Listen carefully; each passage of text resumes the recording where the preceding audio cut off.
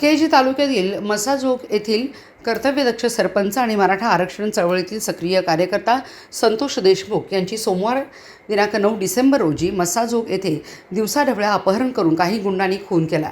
हा प्रकार अतिशय निंदनीय व लोकशाहीला काळीमा फासणार आहे। एवढी दुर्दैवी व भयानक घटना घडून सुद्धा पोलीस प्रशासनाने कारवाई करण्यात दिरंगाई केली आहे। त्यामुळे जनतेच्या मनामध्ये प्रचंड चीड निर्माण झाली आहे। आपणास विनंती की सदर खून प्रकरणातील सर्व आरोपींना तसेच त्यांना पाठीशी घालून अभय देणाऱ्या प्रशासन व हस्तकावर ताबडतोब अटक करून कडक कारवाई करण्यात यावी। तसेच सदर प्रकरण तपासाकरिता SIT नेमून निपक्षपातीपणाने कारवाई व्हावी की जेणेकरून बीड जिल्ह्यामध्ये अराजक सदृश्य परिस्थिती निर्माण झाली आहे व समाज बांधव भयग्रस्त असून प्रचंड तणावाखाली आहेत। अशा आशयाचे निवेदन सकल मराठा समाजाच्या वतीने मिरज तहसीलदार यांना देण्यात आले। यावेळी अशोक शिंदे, नामदेव पाटील, मदन तांबडे, तानाजी चव्हाण, प्रकाश वाळवेकर, अमर पाटील, बाळासाहेब निपाणी पाटील, सतीश पाटील, मारुती जाधव, नायकू पवार उपस्थित होते।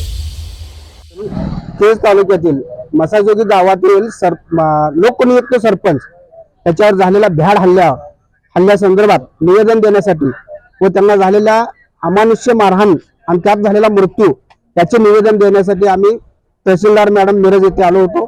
त्यांना आम्ही निवेदन दिले। आम्ही निवेदनात असं म्हटलं की त्यांच्यावर ज्यांनी हल्ला केला किंवा ज्यांनी त्यांचा मर्डर केला अशा लोकांच्यावर SIT चौकशी लावून त्यांना जे मदत केली त्यांच्याबरोबर जे लोक आहेत 5-6 त्यांच्यावर पण SIT ची नोंद घालून SIT तर्फे चौकशी लावून त्यांच्यावर फाशीसारखा कडक कायद्याने फाशी व्हावी अशी आमची मिरज तालुक्यातील मराठा समाजाची मागणी आहे।